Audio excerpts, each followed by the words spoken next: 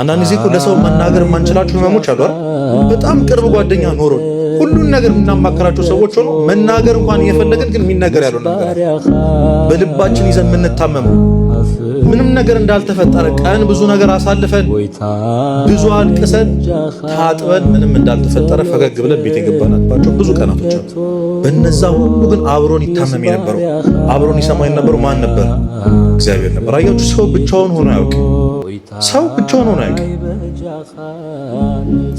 እኛ አሁን ለምሳሌ ብቸኝነት ስሜት ሲሰማን እግዚአብሔር ምን የሚሰማው ይመስላችኋል?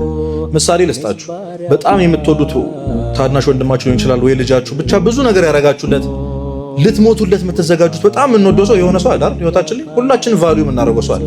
አብረነው ከጎኑ ለመሆን የምንጠራው ሰው።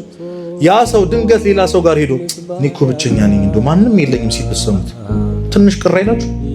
እኔስ አትሉም ወይ? ይከፋል አይደል? የሚያዝኑ ብፁዓን ናቸው። የማቴዎስ ወንጌል ምዕራፍ 5 ላይ የሚያዝኑ ብፁዓን ናቸው ይጽናናሉና የሚለውን ሲተረጉም የመጀመሪያው የማይገባ ሐዘንና የሚገባ ሐዘን አለ ብሎ የማይገባ ሐዘን ላይ እናት አባት የለኝም ሞቶብኛል ብሎ ከመጠን ያለፈ ሐዘን አያስፈልግም። ምክንያቱም እንደ እናት እንደ አባት ቅድስት ሥላሴ አሉና።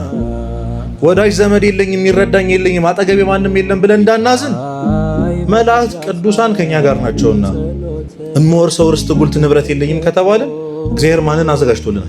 መንግስተ ሰማያትን አዘጋጅቶልናል። ስለዚህ በየትኛውም መንገድ ሰው ብቸኛ ነኝ የሚረዳኝ ሰው የለም የማወራው ሰው የለም ብሎ ማዘን አይችልም። ምክንያቱም ማን ስላለ?